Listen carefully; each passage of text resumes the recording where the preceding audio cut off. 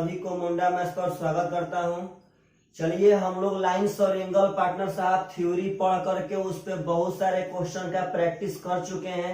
हम लोग ज्योमेट्री में अगला चैप्टर स्टार्ट कर रहे हैं सर्कल। आप लोग एक बात समझिए कि सर्कल से बहुत ही बढ़िया बढ़िया क्वेश्चन एग्जाम में आते हैं और वह सब क्वेश्चन जब आते हैं पार्टनर साहब तो 80% विद्यार्थी हैं जो सब क्वेश्चन नहीं बना पाते हैं, क्योंकि वे सब विद्यार्थी के पास ना तो बढ़िया से थ्योरी का पता रहता है और ना ही वह क्वेश्चन को बनाने जानते हैं। ज्योमेट्री बनाने के लिए मेरे भाई एक बात समझिए कि ज्योमेट्री उसी को बनाने आएगा जो क्वेश्चन पढ़ करके उसका जल्दी फिगर बनाने जानता हो। जो क्वेश्चन पढ़ा उसका फिगर बनाने जानता है तो उससे ज्योमेट्री पक्का पक्का बन जाएगा। और हम लोग फिगर तभी बना सकते हैं जब हम लोग को ज्योमेट्री का बेस मालूम हो कि कौन सी रेखा क्या होती है, कैसे खींचते हैं, कब क्या बोलेगा तो क्या करेंगे। अगर यह सब चीज आपको मालूम रहेगा तो आप पक्का पक्का एकदम ज्योमेट्री में आगे निकल सकते हैं। तो चलेगा ध्यान से, सर्कल वृत्त के बारे में हम लोग कुछ इंट्रोडक्शन करेंगे और यही क्लास आपका सबसे बड़ा बेस बनेगा, इस बात को मत भूलिएगा। सबसे पहले वृत्त, आप लोग बखूबी वृत्त को जानते हैं, इसमें कोई शक नहीं है, लेकिन वृत्त के बारे में आपको हम भी बता रहे हैं। सबसे पहले वृत्त का डिफिनेशन, तो वृत्त का डिफिनेशन कहता है मेरे भाई कि किसी एक स्थिर बिंदु से, कहता है किसी समतल में, समतल मतलब किसी बोर्ड, किसी पेज, किसी जमीन, मतलब कहीं पार्टनर साहब, कहता है किसी समतल में किसी एक स्थिर बिंदु से कोई बिंदु, मतलब इस स्थिर बिंदु से कोई बिंदु, मान लेते हैं यह बिंदु, निश्चित दूरी बनाए रखते हुए इसके चारों तरफ घूमता है तो उस बिंदु के बिंदु पथ को वृत्त कहते हैं।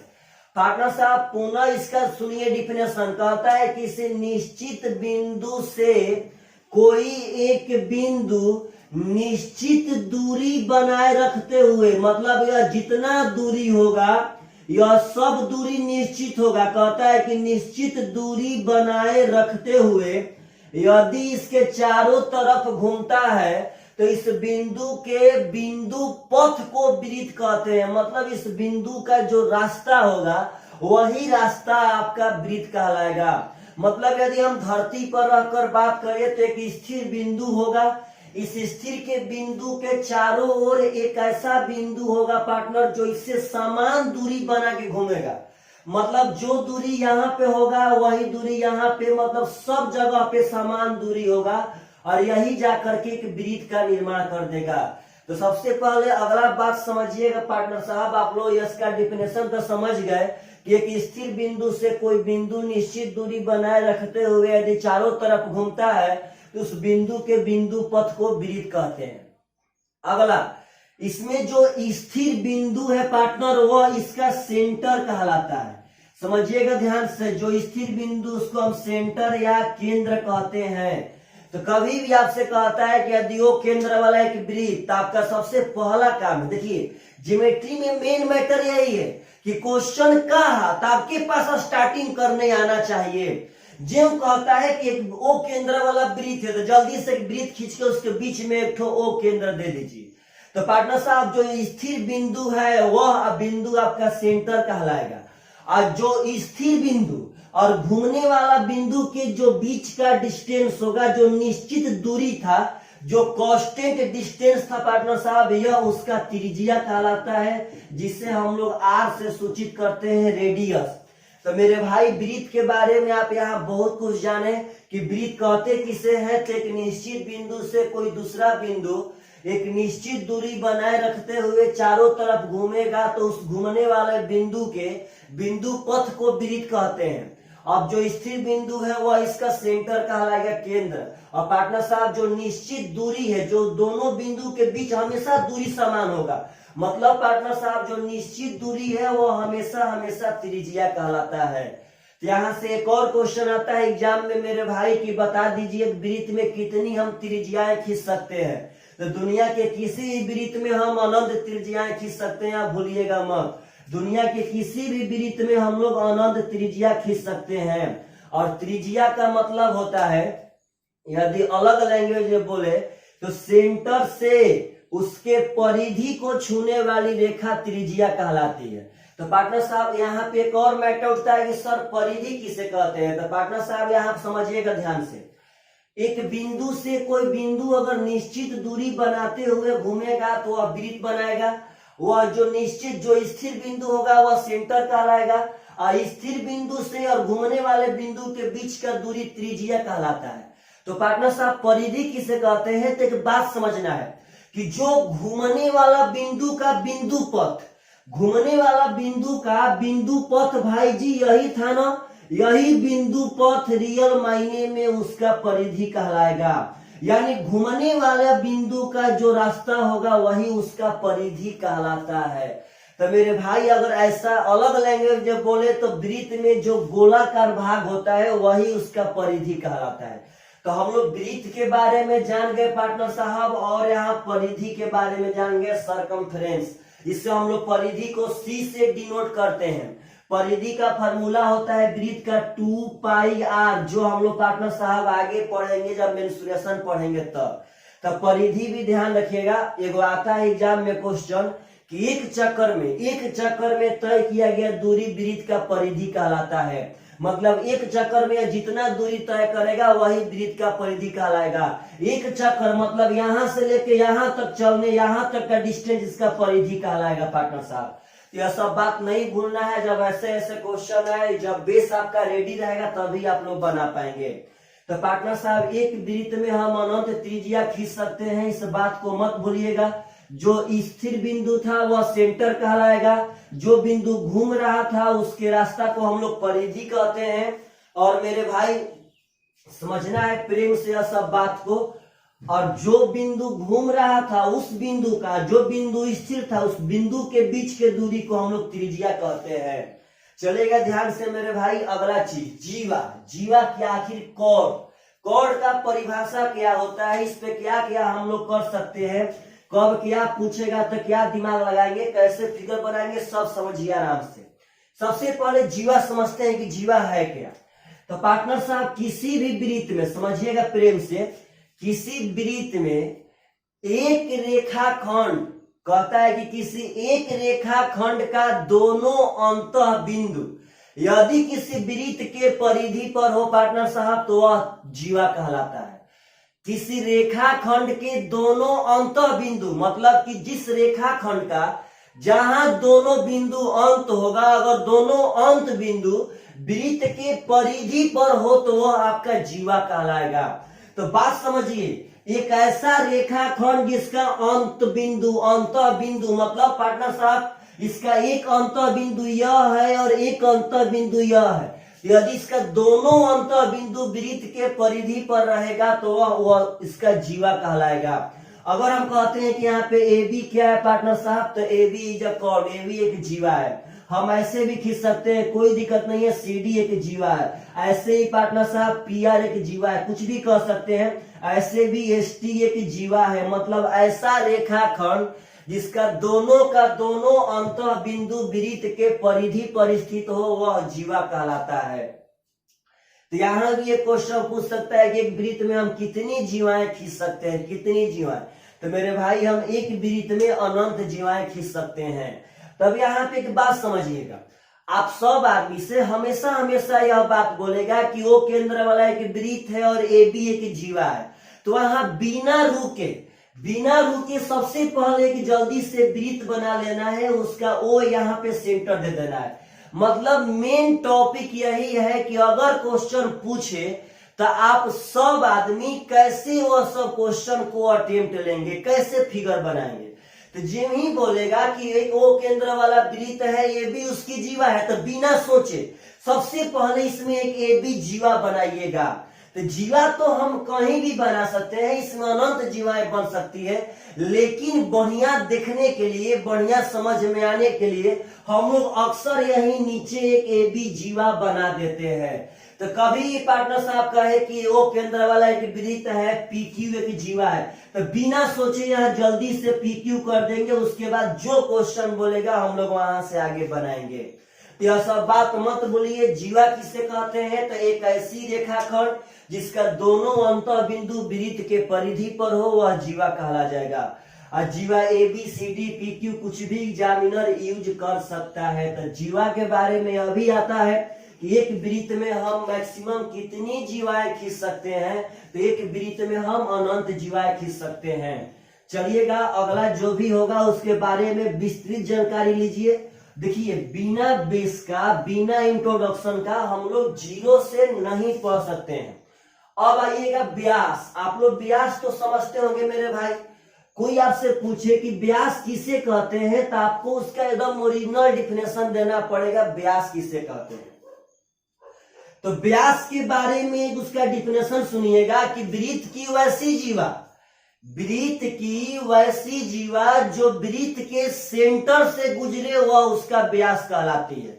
वृत्त की वैसी जीवा जो वृत्त के सेंटर से गुजरे वह उसका व्यास कहलाएगा। मतलब वृत्त के यह सेंटर से गुजर जाएगा तो यह उसका व्यास हो गया, ए बी उसका व्यास हो गया मेरे भाई। तो व्यास, वृत्त की वैसी जीवा जो वृत्त के सेंटर से गुजरे व्यास कहलाती है। तब यहाँ पे एक क्वेश्चन आपका उठना चाहिए कि सर तब इस व्यास को हम जीवा भी कह सकते हैं। तो आपका एकदम बात सही है कि दुनिया में किसी भी वृत्त का व्यास को हम जीवा कह सकते हैं, इसमें कोई शक नहीं है।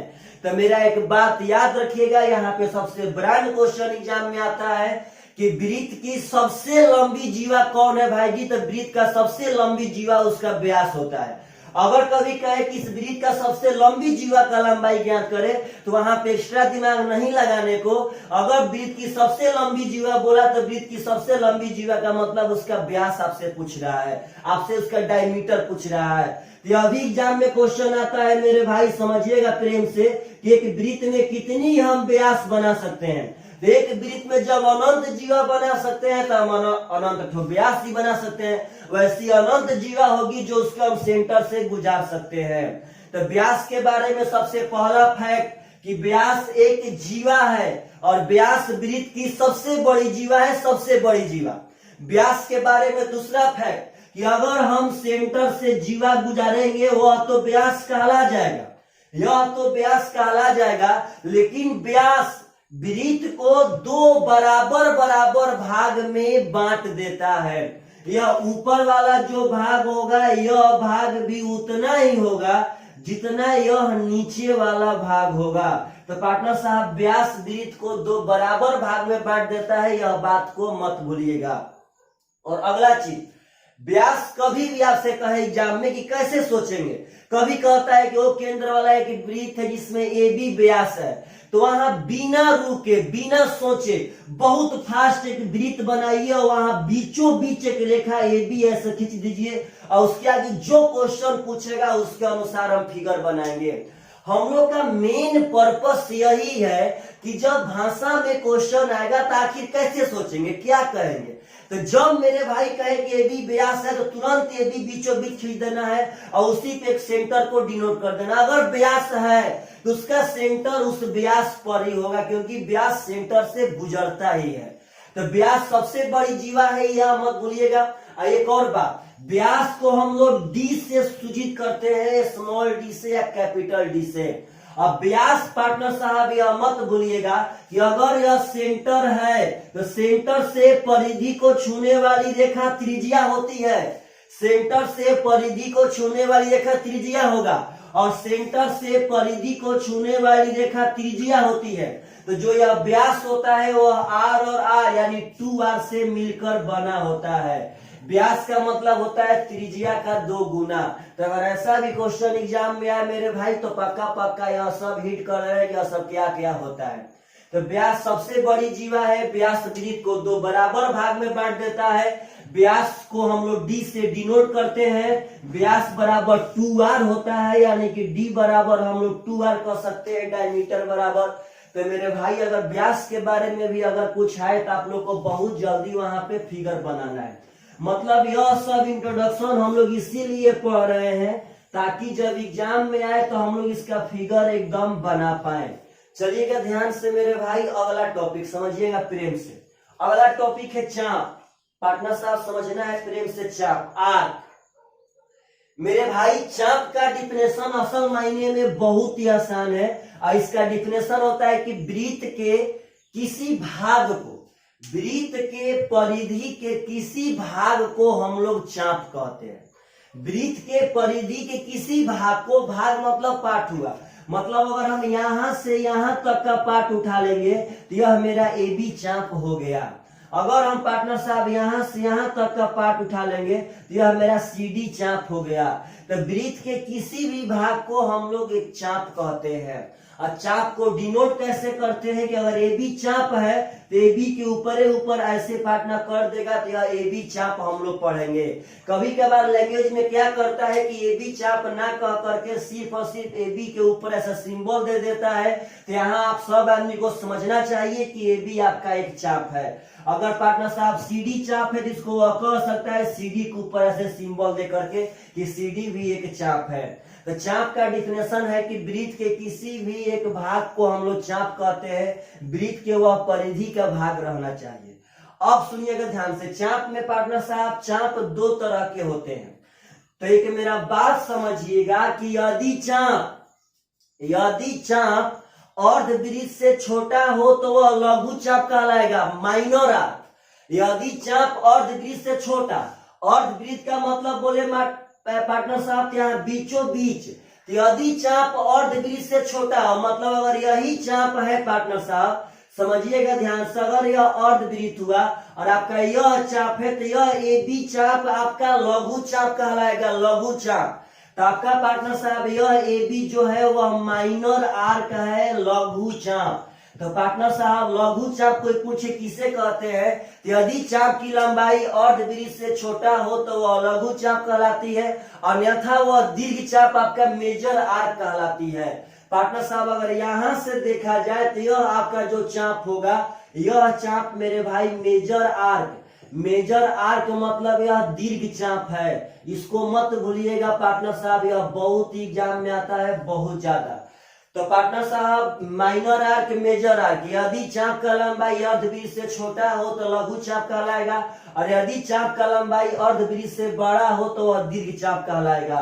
और चाप यदि पार्टनर साहब हिंदी में ना कह करके अगर सिंबल से शो करता है तो आप सब आदमी को एकदम चाप पकड़ना चाहिए। और एक और बात, आप इस बात से मत घबराइएगा, कभी कभार चाप क्या करता है मेरे भाई कि यहाँ ए दे देगा, यहाँ बी दे देगा, यहाँ पी दे देगा और डायरेक्ट बोलेगा कि चाप ए पी बी। तो लड़की लोग यह समझते हैं मेरे भाई कि चाप सिर्फ और सिर्फ दो ही ठो बिंदु ए और बी से, चाहे सी और डी से या एम और एन से बनता है ना। चाप हमेशा हमेशा या अक्सर तीन बिंदुओं से भी बन सकता है। अगर कहीं कहे कि ए पी बी मेरा चाप है तो वहां पे अब यह ना कि लो हम तो चाप पढ़े ए और बी से, तो यहाँ ए पी बी कैसे आ गया। तो तीन बिंदु से भी चाप बन सकते हैं, ए पी बी। तो आपका बोलिए तो ए पी बी अर्धवृत्त से छोटा है कि नहीं है, यह आपका ए पी बी लघु चाप हो जाएगा। अगर यहाँ क्यू दे देगा पार्टनर साहब तो हो जाएगा ए क्यू बी। पहले बात समझिएगा, ए क्यू बी, तो ए क्यू बी भाई साहब आपका यह दीर्घ चाप हो जाएगा। तो हम यहाँ पे बस इतना बताने की कोशिश कर रहे हैं कि चाप हमेशा हमेशा दो बिंदु से तो रहबे करता है, वह तीन बिंदु से भी हमेशा हमेशा एग्जाम में आता है। तो वहां आप सब आदमी से बनना चाहिए। तो आशा करते हैं कि आप सब आदमी चाप के बारे में बहुत ही बढ़िया से जान चुके होंगे। तो चाप अगर मेरे पार्टनर साहब कभी एग्जाम में आए तो याद रखिएगा कि यदि अर्धवृत्त से छोटा चाप हो तो वह लघु चाप कहलाएगा, अन्यथा वह दीर्घ चाप कहलाएगा। तो यह बहुत ही बढ़िया बढ़िया मैटर है, इसके बारे में एकदम बेसिक जानकारी आप सब आदमी को पक्का रहनी चाहिए। अगला सेक्टर है आपका वृत्त खंड, इसके बारे में मत भूलिएगा। दरअसल वृत्त खंड मेरे भाई मेंसुरेशन में पढ़ना है, लेकिन वृत्त का यह पार्ट है तो हम लोग यहाँ पे थोड़ा सा इसके बारे में जान लेते हैं। और जब वृत्त खंड मेंसुरेशन में आएगा तो इसके बारे में हम लोग वहां पढ़ेंगे। तो वृत्त खंड यानी कि सिगमेंट, तो वृत्त खंड का मतलब होता है कि किसी चाप और उसके संबंधित जीवा द्वारा घिरे हुए क्षेत्र को वृत्त खंड कहते हैं। वृत्त में किसी चाप और उसके जीवा द्वारा, उसके संबंधित जीवा द्वारा, मतलब अगर यह चाप है तो इसके संबंधित जीवा द्वारा घिरे हुए क्षेत्र को वृत्त खंड कहते हैं। तो मेरे भाई अगर यह चाप द्वारा घिरा हुआ क्षेत्र करेंगे तो यही आपका वृत्त खंड है। तो आपके पास एक क्वेश्चन हो सकता है कि सर, तो क्या हम यह चाप और यह जीवा द्वारा संबंधित यह क्षेत्र नहीं कह सकते हैं? तो बाबू आप एकदम पक्का कह सकते हैं, इसमें कोई दिक्कत नहीं है। तो यहाँ भी आप एक बात समझ लीजिए कि यदि अर्धवृत्त में वृत्तखंड बनेगा तो वह लघु वृत्तखंड कहलाएगा। चाहे ऐसे समझ लीजिए कि लघु चाप द्वारा बनाया गया वृत्तखंड लघु वृत्तखंड होता है और दीर्घ चाप द्वारा बनाया गया वृत्तखंड दीर्घ वृत्तखंड होगा। तो वृत्तखंड पार्टनर साहब यह क्षेत्रफल है जो हम लोग मेंसुरेशन में पढ़ेंगे, क्षेत्रमिति में पढ़ेंगे। इसका ओरिजिनल मायने में परिभाषा होता है कि किसी चाप और उसके संबंधित जीवा द्वारा घिरे हुए क्षेत्र को हम लोग वृत्तखंड कहते हैं। अगर वृत्तखंड लघु चाप द्वारा बनाया जाएगा तो वह लघु वृत्तखंड होगा, और यदि वृत्तखंड दीर्घ चाप द्वारा बनाया जाएगा तो वह दीर्घ वृत्तखंड कहलाएगा। इसके बारे में बस अब इतना ही पढ़ेंगे, आगे मेंसुरेशन में पढ़ेंगे और सब कैसे कैसे निकलता है मेरे भाई। अगला है त्रिज्या खंड, यह भी मेंसुरेशन का ही पार्ट है, इसको बढ़िया से समझना है। त्रिज्या खंड कहता है कि किसी वृत्त में त्रिज्याओं का अंतः बिंदु, किसी वृत्त में दो त्रिज्याओं का अंतः बिंदु, आप किसी भी दो ठो त्रिज्या का अंतः बिंदु बोले तो भाई साहब उसका एकदम जहां पे अंत हो रहा है, तो किसी वृत्त में दो त्रिज्याओं का अंतः बिंदु और संबंधित चाप द्वारा घिरे हुए क्षेत्र को त्रिज्या खंड कहते हैं पार्टनर साहब, सेक्टर कहते हैं।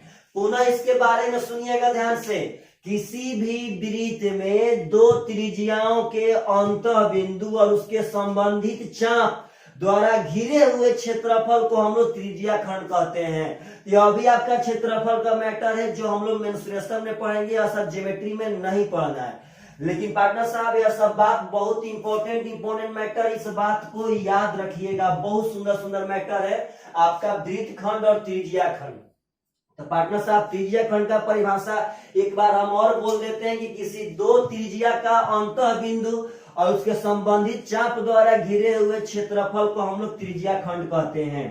तो चलिएगा ध्यान से, आपका यह भी क्लियर हो गया। और परिधि सर्कमफ्रेंस तो आपका हम पहले ही क्लियर कर चुके हैं कि किसी भी वृत्त में जो बिंदु घूमता है उस बिंदु के रास्ता को हम लोग परिधि कहते हैं। चाहे ऐसे ही समझिए, परिधि के बारे में एक बात समझिएगा कि दुनिया में किसी भी फिगर का कंप्लीट बाउंड्री परिधि होता है। अगर यह फिगर गोलाकार है इसका कंप्लीट बाउंड्री, मतलब जो इसका बाउंड्री है उसी बाउंड्री का माप इसका परिधि कहलाएगा। अगर ऐसे ऐसे ही फिगर है मेरे भाई तो कोई दिक्कत नहीं है, इस फिगर का कंप्लीट जो बाउंड्री होगा उसी बाउंड्री का लंबाई इसका परिधि कहलाएगा। मतलब परिधि या लंबाई, परिधि बस एक मात्र लंबाई है और वह किसी भी फिगर में हो सकता है, किसी फिगर का कंप्लीट बाउंड्री। अब आयत, आयत का कंप्लीट बाउंड्री मतलब पार्टनर इसका यह चारों भुजा जोड़ देंगे तो आपका वह परिधि हो जाएगा। अगर त्रिभुज बोले तो त्रिभुज में यदि तीनों भुजा हम जोड़ देंगे तो इसका परिधि हो जाएगा। तो परिधि के बारे में आप एक बात ही समझिए कि कंप्लीट बाउंड्री को ही हम लोग परिधि कहते हैं। तो परिधि पे कभी भी अगर कुछ हो पार्टनर साहब तो आप सब आदमी से पक्का एकदम यह सब मैटर डील हो जाना चाहिए। चलिएगा ध्यान से, अगला चीज जो बहुत ही सुंदर सुंदर मैटर है मेरे भाई, अभी आगे समझना है वृत्त में। वृत्त बहुत ही बढ़िया चैप्टर है ज्योमेट्री का, बहुत बढ़िया। इससे भी बढ़िया चैप्टर है ज्योमेट्री में ट्रायंगल। ट्रायंगल तो बहुत बड़ा चैप्टर है, उसमें बहुत ज्यादा थ्योरम है। हम लोग वृत्त में नेक्स्ट वीडियो में थ्योरम पढ़ाना स्टार्ट करेंगे और उसके बाद फिर हम लोग त्रिभुज का थ्योरम पढ़ाना स्टार्ट करेंगे। और वृत्त, त्रिभुज और चतुर्भुज का थ्योरम पढ़ने के बाद पार्टनर हम लोग किरण के बुक से इसका सोल्यूशन देंगे। आपको हम कंप्लीट किरण का बुक पढ़ाने वाले हैं, अर्थमेटिक हो या नंबर सिस्टम हो या एडवांस हो। तो चलिएगा ध्यान से मेरे भाई, सबसे पहले अब अगला है समकेंद्री वृत्त। अब समकेंद्री वृत्त अक्सर एग्जाम में आता है, लड़का जब बोल देता है पार्टनर साहब कि दो समकेंद्री वृत्त फलाना फलाना का त्रिज्या इतना इतना है, तो लड़का वहां सोचता है लो अब क्या करें, फिगर में कैसे आगे बढ़े। मतलब ज्योमेट्री में मेन मैटर है कि लड़का को अगला स्टेप लेने नहीं आता है। तो सबसे पहले आप समकेंद्री वृत्त के बारे में समझिए, इसके नाम से यह स्पष्ट है। समकेंद्री वृत्त मतलब दो या दो से अधिक वृत्त, दो या दो से अधिक वृत्त जिनका सेंटर एक हो, जिसका सेंटर एक ठो हो, मतलब एक ही सेंटर से कम यदि दो वृत्त बनाए जाएंगे तो वह समकेंद्री वृत्त कहलाते हैं। और क्वेश्चन यह भी पूछा है एग्जाम में कि हम एक सेंटर से मैक्सिमम कितने वृत्त बना सकते हैं, तो हम एक सेंटर से मैक्सिमम भाई जी अनंत वृत्त बना सकते हैं, और यह अनंत वृत्त को भी हम समकेंद्री वृत्त कह सकते हैं। यह दिमाग से निकाल दीजिएगा कि समकेंद्री वृत्त में सिर्फ और सिर्फ दो ही वृत्त होते हैं पार्टनर साहब, नहीं। समकेंद्री का मतलब एक केंद्र से बनाए गए वृत्त का संख्या। तो क्वेश्चन हमेशा दो ही पे रहता है, ऐसी बात नहीं है। तो यहाँ पे एक बात समझिए भाई जी कि समकेंद्री वृत्त आपसे कभी भी कहता है कि दो समकेंद्री वृत्त का त्रिज्या 3 और 5 है, तो वहां बिना रुके बहुत जल्दी दो ठो वृत्त खींचिए और उसका एक ठो सेंटर दे दीजिए मेरे भाई, आपका समकेंद्री वृत्त हो गया। और आपको यहां से दिमाग लगा लेना है कि छोटा का त्रिज्या 3 होगा और बड़का का त्रिज्या 5 होगा। मतलब समकेंद्री बोले तो एक सेंटर से खींचे गए वृत्त को हम लोग समकेंद्री वृत्त कह सकते हैं। और मेरे भाई एक सेंटर से मैक्सिमम कितने वृत्त खींचे जा सकते हैं, तो अनंत ठो। तो समकेंद्री वृत्त के बारे में कभी भी क्वेश्चन पूछे, कभी भी यह सब सेक्टर मत भूलिएगा। और यह बहुत ही सुंदर सुंदर सेक्टर है भाई, यहाँ से एग्जाम में बहुत क्वेश्चन आते हैं, बहुत क्वेश्चन। चलिएगा ध्यान से, अगला क्वेश्चन जो बहुत ही छेदक रेखा है, यानी कि पार्टनर साहब सीकेंड, बहुत ही बढ़िया है। सीकेंड छेदक रेखा है, इसके बारे में बढ़िया से सीखते हैं। आगे है स्पर्श रेखा है, उसके बारे में भी बढ़िया से पार्टनर साहब जानेंगे। और तब है उभयनिष्ठ स्पर्श रेखा, इसके बारे में भी हम लोग बढ़िया से जानेंगे। चलिएगा ध्यान से, आगे है सीकेंड छेदक रेखा, इसके बारे में समझिए। वैसी रेखाखंड जो वृत्त को पार्टनर साहब छेद कर पार हो जाए, वैसी रेखाखंड जो वृत्त को छेद करके पार हो जाए वो आपका छेदक रेखा कहलाती है। मतलब पार्टनर साहब देखिए, तो अगर यह ए बी सी रेखा लिए है तो यह वृत्त को 2 पॉइंट पे छेदा है कि नहीं छेदा है। तो जिस दो, देखिए नाम से स्पष्ट है छेदक, मतलब प्रतिच्छेद कर जाए, वैसी रेखा जो वृत्त को प्रतिच्छेद कर जाए पार्टनर साहब वह छेदक रेखा कहलाती है। और यहीं पे स्पर्श रेखा टेंजेंट हम पढ़ लेते हैं, समझिएगा ध्यान से कि वैसी रेखाखंड जो वृत्त को एक बिंदु पर स्पर्श करे वह स्पर्श रेखा कहलाती है। वैसी रेखाखंड जो वृत्त को एक बिंदु पर स्पर्श करे वह स्पर्श रेखा कहलाती है। पार्टनर साहब अगर इसी लाइन को हम ऐसे डिनोट कर देंगे पार्टनर साहब, तो यही आपका यहाँ पे स्पर्श रेखा हो गया। मतलब यह एओ स्पर्श रेखा है, लेकिन पार्टनर साहब एबीसी आपका छेदक रेखा है। हम लोग इसके बारे में बहुत विस्तृत जानकारी लेंगे, लेकिन नेक्स्ट वीडियो में। अभी हम लोग अपना इंट्रोडक्शन कर रहे हैं वृत्त में कैसे कैसे क्या होता है, कैसे कैसे क्या नहीं होता है। तो मेरे भाई स्पर्श रेखा समझिएगा कि स्पर्श रेखा से क्वेश्चन आता है एग्जाम में कि स्पर्श रेखा वृत्त के कितने बिंदु पर स्पर्श करती है। तो स्पर्श रेखा वृत्त के एक बिंदु पर स्पर्श करती है, इसके बारे में मत भूलिएगा। छेदक रेखा पार्टनर साहब जो वृत्त को प्रतिच्छेद कर दे वह छेदक रेखा कहला जाएगी। तो स्पर्श रेखा के बारे में यह भी क्वेश्चन पूछता है कि हम एक वृत्त पे कितनी स्पर्श रेखाएं खींच सकते हैं। तो हम एक वृत्त पे अनंत स्पर्श रेखाएं खींच सकते हैं पार्टनर साहब, अनंत। एक वृत्त पे हम अनंत स्पर्श रेखाएं खींच सकते हैं। जब अनंत बिंदु है तो अनंत स्पर्श रेखाएं एकदम पक्का खींच सकते हैं, क्योंकि स्पर्श रेखा तो कहीं बिंदु पर न स्पर्श करेगी। देखिए देखने में लगता है कि स्पर्श रेखा यहाँ थोड़ी सी मोटी लाइन पर स्पर्श की है, लेकिन ना, दरअसल स्पर्श रेखा हमेशा हमेशा एक ही बिंदु पर स्पर्श करती हैं। तो टेंजेंट के बारे में और सीकेंट के बारे में भी आप लोग एकदम बढ़िया से समझ चुके हैं। अगला आपका है उभयनिष्ठ स्पर्श रेखा, यानी कि कॉमन टेंजेंट।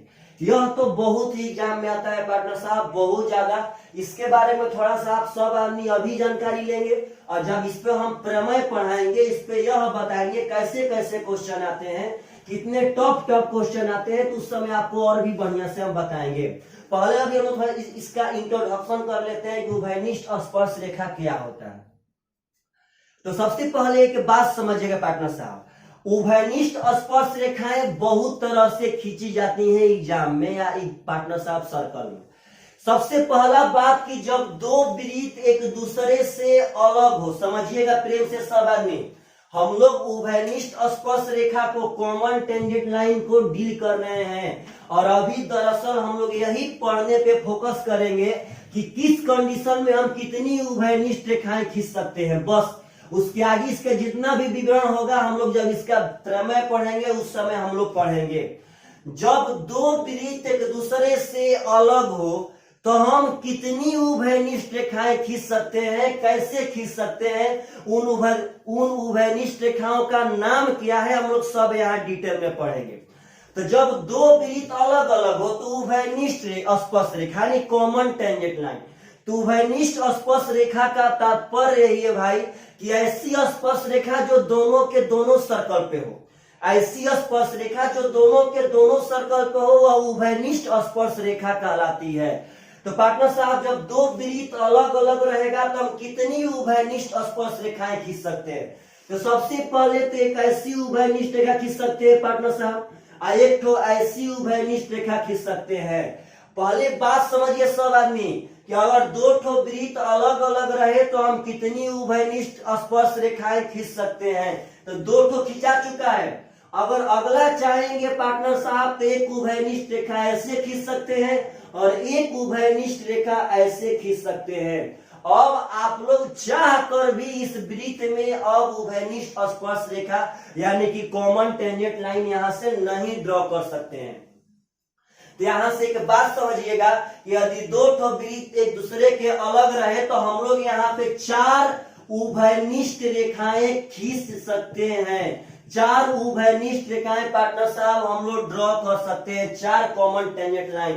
तो क्वेश्चन यह बहुत बार पूछा गया है कि यदि दो वृत्त एक दूसरे से अलग हो तो यहाँ कितनी हम कॉमन टेंजेंट लाइन ड्रॉ कर सकते हैं, तो चार को। अब इसके बारे में समझिएगा पार्टनर साहब, इस स्पर्श रेखा का और इस स्पर्श रेखा का लंबाई आपस में बराबर होता है। इसके बारे में समझिए पार्टनर साहब कि जब दो ठो वृत्त अलग अलग रहेगा तो इस स्पर्श रेखा का और इस स्पर्श रेखा का लंबाई आपस में बराबर होता है। और इस स्पर्श रेखा को हम लोग देखिएगा ध्यान से, अनुस्पर्श रेखा कहते हैं। इस स्पर्श रेखा को हम लोग अनुस्पर्श रेखा कहते हैं। इसका लंबाई भी पूछता है एग्जाम में कि इसका लंबाई बता दीजिए क्या होगा। इसका लंबाई हम लोग नेक्स्ट वीडियो में डील करेंगे, बस यहाँ पे आप उसका नाम और गांव समझिएगा।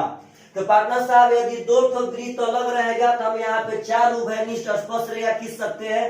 तो एक ऐसी उभयनिष्ठ स्पर्श रेखा और एक ऐसी, इस दोनों को हम लोग अनुस्पर्श रेखा कहते हैं। कभी कभी इसको एग्जामिनर सीधी स्पर्श रेखा भी कहता है। तो ऐसा क्वेश्चन जब आए तो आप लोग को एकदम पकड़ लेना है कि अनुस्पर्श रेखा कौन है।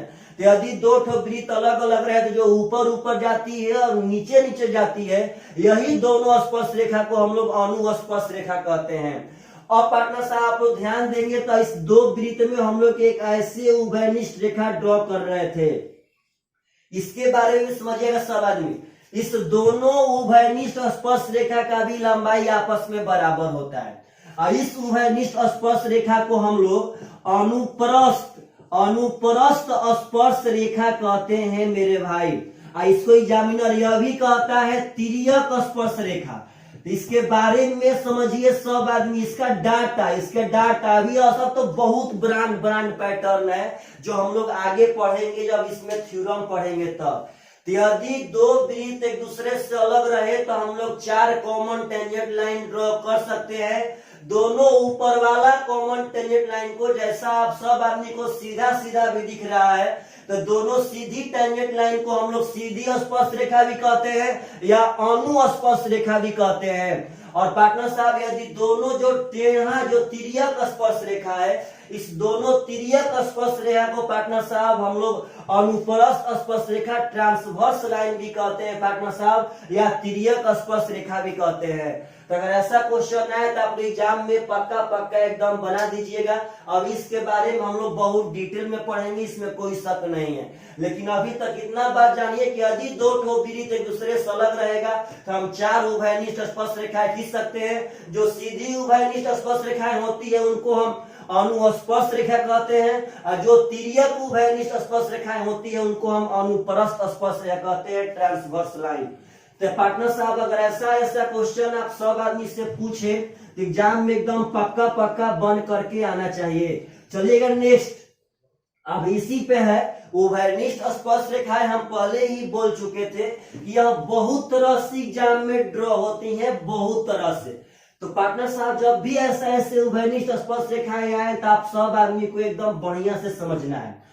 अगला इसका शर्त है कि यदि दो वृत्त एक दूसरे को बाह्य स्पर्श करे, यदि दो वृत्त एक दूसरे को बाह्य स्पर्श करे तब कितनी उभयनिष्ठ स्पर्श रेखाएं हम ड्रॉ कर सकते हैं।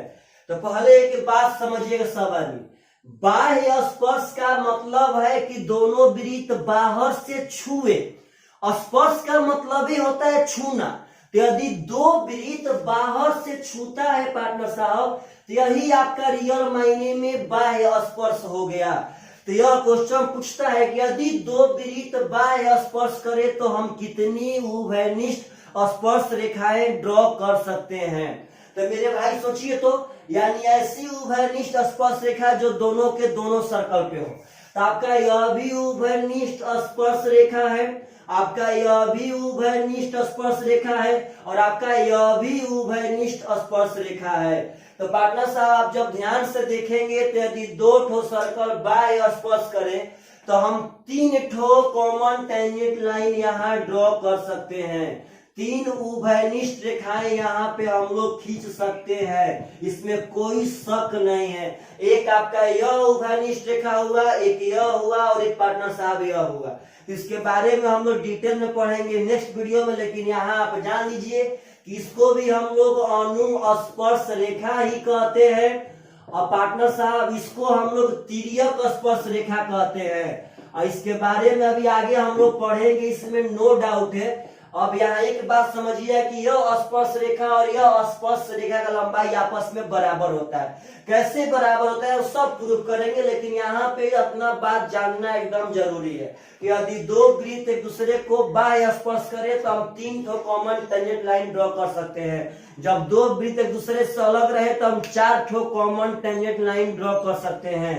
और यदि दो वृत्त एक दूसरे को अंतः स्पर्श करे, अब देखिएगा यहां से आप एक बात सीखिए कि जब एग्जाम में कहेगा कि दो वृत्त दूसरे को बाह्य स्पर्श करते हैं तो आंख मूंद करके पार्टनर साहब आंख बंद करके वहां पे डायरेक्ट आप 2 ठो वृत्त को ऐसे बाह्य स्पर्श करा दीजिए। अगर कहता है कि 2 ठो वृत्त अंतः स्पर्श करते हैं, अंतः स्पर्श, इसके बारे में तो एकदम बढ़िया से सीखिएगा। यही कला तो सबको नहीं आता है ज्योमेट्री में। यदि कहता है कि दो वृत्त एक दूसरे को अंतः स्पर्श करते हैं तो अंतः स्पर्श कहेगा तो एक वृत्त बना करके और उसके अंदर एक वृत्त ऐसे पार्टनर साहब छुआ देंगे, यही आपका अंतः स्पर्श हो गया। जब बाह्य स्पर्श कहेगा तो बाहर से बाहर छुआएंगे, और जब अंतः स्पर्श करेगा पार्टनर साहब तो अंदर ही अंदर छुआ देंगे। तो क्वेश्चन यह भी पूछा है कि यदि दो वृत्त अंतः स्पर्श करे तो हम कितनी उभयनिष्ठ स्पर्श रेखाएं ड्रॉ कर सकते हैं। तो मेरे भाई अब बोलिए, तो यहाँ पे 2 ठो वृत्त आपको दिखाई दे रहा है, यहाँ पे कितने हम कॉमन टेंजेंट लाइन ड्रॉ कर सकते हैं। तो आप जब ध्यान से देखेंगे तो यहाँ पे सिर्फ और सिर्फ एक कॉमन टेंजेंट लाइन हम लोग ड्रॉ कर सकते हैं।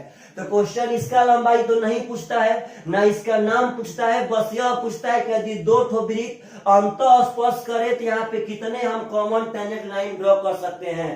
तो यदि 2 वृत्त अंतः स्पर्श करे तो हम एक कॉमन टेंजेंट लाइन ड्रॉ कर सकते हैं। यदि 2 वृत्त बाह्य स्पर्श करे, इसके बारे में इतना जानिए कि जब फिगर में बाह्य स्पर्श करवाएगा तो ऐसे स्पर्श जल्दी से 2 ठो वृत्त ऐसे कर देंगे, और यदि अंतः स्पर्श करवाएगा तो जल्दी से वो वृत्त बना के और उसके अंदर एक वृत्त ड्रॉ कर देंगे, वही आपका अंतः स्पर्श हो जाएगा। तो बाह्य स्पर्श करेगा तो 3 ठो, अंतः स्पर्श करेगा तो पार्टनर साहब 1 ठो, और जब 2 वृत्त एक दूसरे से अलग रहे तब तो बनता है 4 ठो। दोनों सीधा स्पर्श रेखा को अनुस्पर्श कहते हैं, और दोनों तिर्यक स्पर्श रेखा को हम लोग अनुप्रस्थ स्पर्श रेखा कहते हैं। आशा करते हैं आप सब आदमी को यह सब बात बहुत ही बढ़िया तरह से समझ में आ रहा होगा। पार्टनर साहब कमेंट पक्का कीजिएगा कि आप सब आदमी का ज्योमेट्री में लाइंस और एंगल समझ में आया था कि नहीं आया था।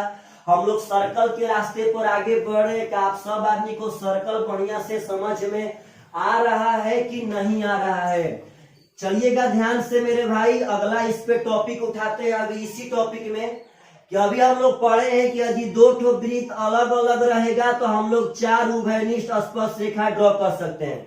यदि दो ठो वृत्त बाह्य स्पर्श करेगा तो हम लोग 3 उभयनिष्ठ स्पर्श रेखा ड्रॉ कर सकते हैं। यदि दो ठो वृत्त अंत स्पर्श करेगा तो हम लोग 1 उभयनिष्ठ स्पर्श रेखा ड्रॉ कर सकते हैं। आगे पढ़ना है कि यदि दो ठो वृत्त एक दूसरे को प्रतिच्छेद कर दे, यहाँ समझिए अक्सर एग्जाम में क्वेश्चन आता है मेरे भाई, अक्सर कि कहे कि दो वृत्त एक दूसरे को प्रतिच्छेद करते हैं, तो पार्टनर साहब वहां पे दरअसल लड़का लोग को वृत्त प्रतिच्छेद कराने से वो डरता है। विश्वास मानिए ज्योमेट्री में बस एक ही मैटर है कि लड़का लोग का हाथ कंपन करने लगता है। हाथ, यदि लड़का का ज्योमेट्री में हाथ नहीं कांपा, हाथ कंपन नहीं किया, तो वह ज्योमेट्री के कितने भी सुपर डुपर क्वेश्चन को पक्का पक्का बना देगा। तो पार्टनर साहब यदि दो वृत्त एक दूसरे को प्रतिच्छेद करें, तो जब ऐसा मैटर आए तो जल्दी से आंख बंद करके ऐसे वृत्त को प्रतिच्छेद करा देना है। बस जो ही कहता है कि दो वृत्त एक दूसरे को प्रतिच्छेद करे तो ऐसे ही आपको प्रतिच्छेद करा देना है मेरे भाई। तो आपसे पूछते हैं कि यदि दो वृत्त एक दूसरे को प्रतिच्छेद करे तो कितनी उभयनिष्ठ स्पर्श रेखाएं ड्रॉ की जा सकती हैं। तो यदि मेरे भाई यहाँ पे ध्यान से देखेंगे तो एक ऐसे ड्रॉ होगा और एक ऐसे ड्रॉ होगा, यानी दो वृत्त एक दूसरे को प्रतिच्छेद करें तो हम सिर्फ और सिर्फ 2 उभयनिष्ठ स्पर्श रेखाएं पार्टनर साहब खींच सकते हैं। इस दोनों उभयनिष्ठ स्पर्श रेखा का लंबाई आपस में बराबर होगा, जो हम लोग आगे फिल्म में देखेंगे। अभी तो हम लोग ट्रेलर देख रहे हैं पार्टनर साहब। हाँ, ऐसे यहाँ पे नहीं बनेगा, क्योंकि ऐसे बनाएंगे तो वो स्पर्श थोड़ी ना करेगा पार्टनर, वो तो यहाँ पे काट देगा। तो बहुत ही बढ़िया बात है, यहाँ बहुत ध्यान रखना है पार्टनर साहब। एक बार हम और याद दिला देते हैं कि अगर दो ठो वृत्त अलग अलग रहे तो हम लोग 4 गो उभयनिष्ठ स्पर्श रेखा बना सकते हैं। इस दोनों सीधा का नाम है अनुस्पर्श, टेढ़ा का नाम है अनुप्रस्थ। यदि दो ठो वृत्त बाह्य स्पर्श करे पार्टनर साहब तो हम 3 ठो उभयनिष्ठ स्पर्श रेखा बना सकते हैं। यदि दो ठो वृत्त अंत स्पर्श करे तो 1 ठो बना सकते हैं। यदि दो ठो वृत्त प्रतिच्छेद कर दे मेरे भाई, यहाँ पे 2 ठो उभयनिष्ठ स्पर्श रेखा बना सकते हैं। इसका भी लंबाई आपस में बराबर होता है और इसका भी नाम अनुस्पर्श रेखा होता है। जो आपका सीधा हो गया वो अनुस्पर्श रेखा के श्रेणी में आ गया। तो अगर ऐसा कभी एग्जाम में आए तो आप लोग एकदम हिट कर सकते हैं। चलिएगा ध्यान से। तो अगला चीज है, एक बार बार आता है उभयनिष्ठ जीवा, कह देगा आपसे कि ये भी एक उभयनिष्ठ जीवा है। तो विश्वास मानिए लड़का लोग उभयनिष्ठ जीवा सुना तो उसको अब पहला स्टेप डालने आता ही नहीं है कि आखिर हम क्या करें, क्या सोचे कि पहला स्टेप वहां से हो जाए। रियली में पहला स्टेप ज्योमेट्री में जिसको डालने आ गया पार्टनर साहब, वह पक्का पक्का एकदम एग्जाम फतह कर देगा।